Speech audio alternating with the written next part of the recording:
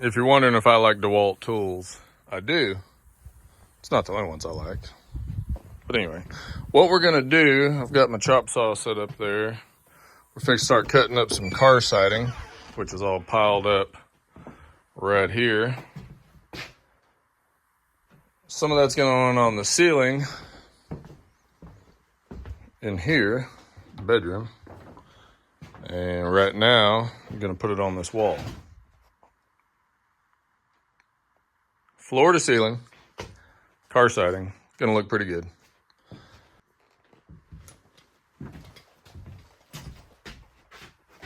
Okay, putting in my first piece. Just cutting over all of 115. So, obviously it's gonna lay there flat on the floor. You wanna make sure that it's not, bowed up in the middle or either side or whatever.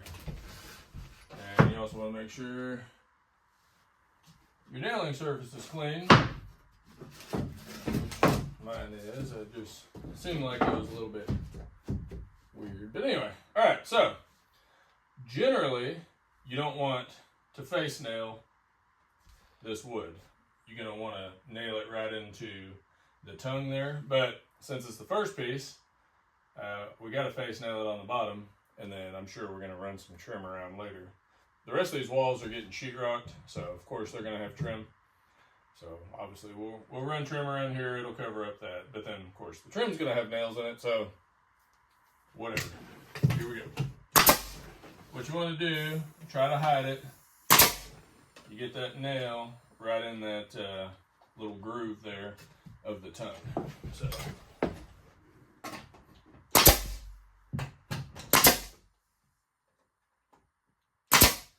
I'm using a 2-inch finish nail. There's a Porter cable gun. Doesn't really matter what kind you get. Well, it matters. Anyway, Porter cable has been a good brand for me. I don't know if I think they're good. But anyway, the nail is a 16 gauge and they're straight. So as you can see, shooting straight nails. All right, there's number one.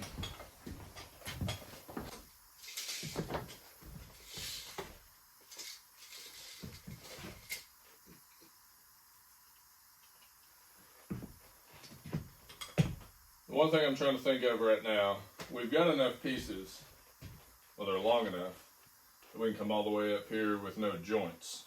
But when I cut that off, I've got 29.5 inches left over. So to my first stud, centering it would be 18.5. Do I want to use up my waist and do like an 18.5 there, and then the rest of the piece, and then next time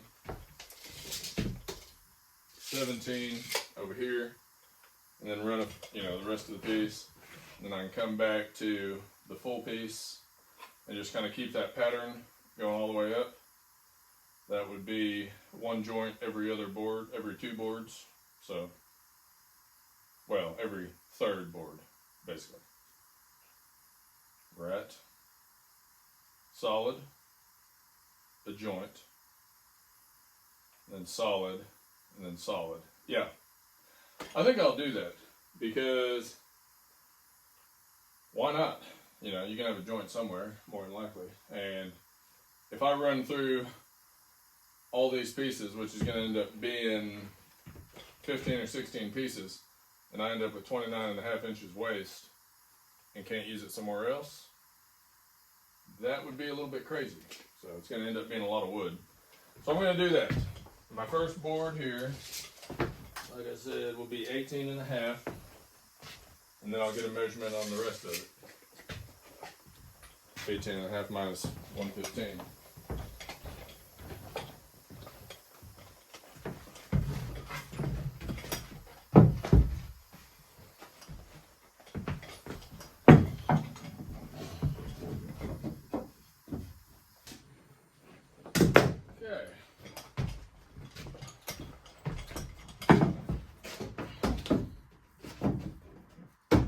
Could be kind of tricky just start it on the one end.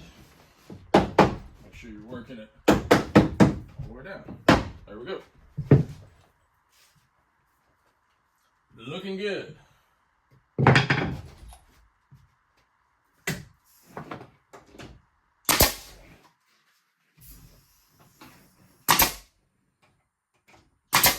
Now then here, we're not face nailing.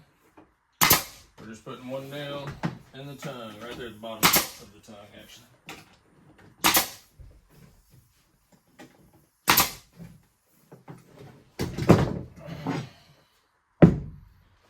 Alright, so now I've actually got a longer piece over there, you know, that I cut off of this one. So I'll have that 29.5 plus the 18.5. I could end up, I think what I'll do, it's going to make its own pattern, but it will be a, how do you want to say it? I don't know. It's going to make its own pattern, basically. I kind of like the idea of going 18.5 and 17 because, you know, then it's the same all the way up. It's kind of the same side to side. But in the interest of using as much wood as possible, not wasting a bunch,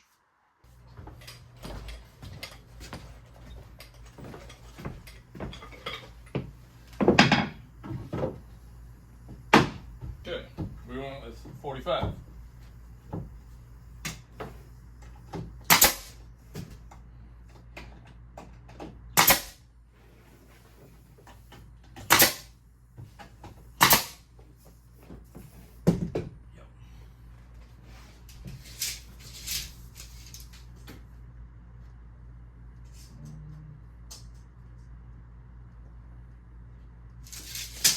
Go 17 1/8.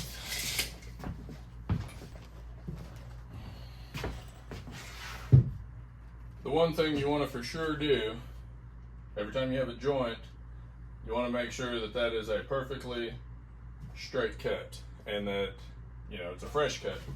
So this is the factory end of my board.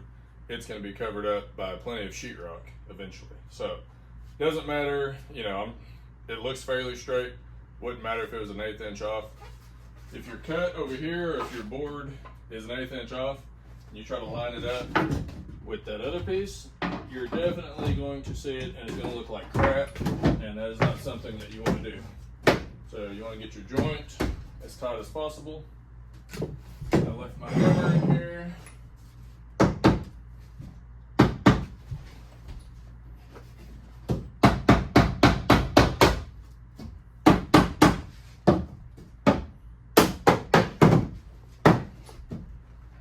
Okay.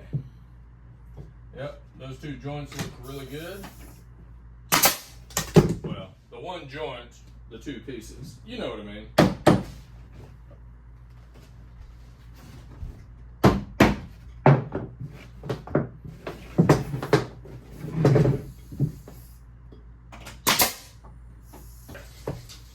You can face nail the ends if you want to. I kind of like to. It makes it a little stronger.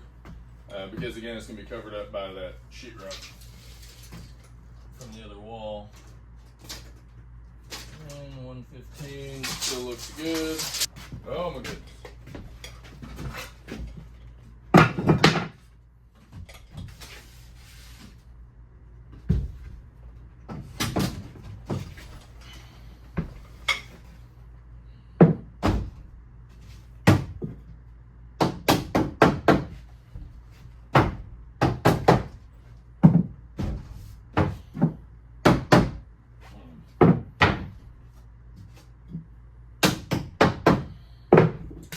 Okay, I'm going to try nailing that first, so to hold itself down. I have to work my way across. We're hanging up on something. There we go. All right.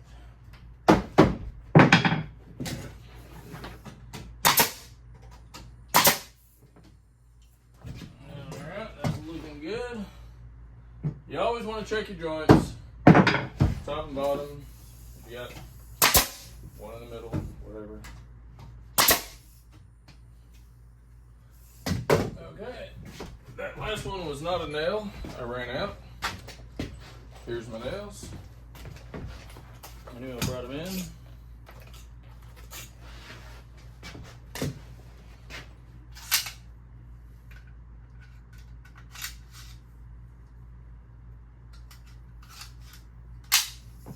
Okay, I'm gonna catch up with you guys here in a minute.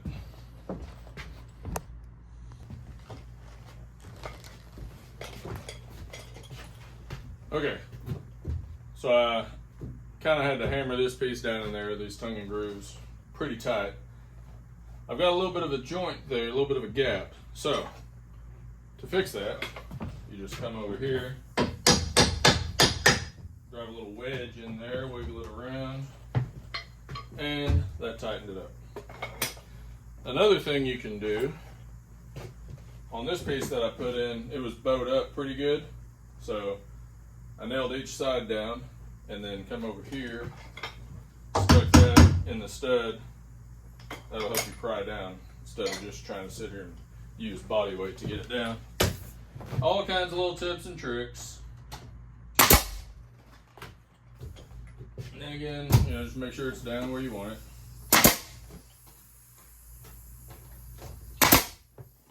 Alright.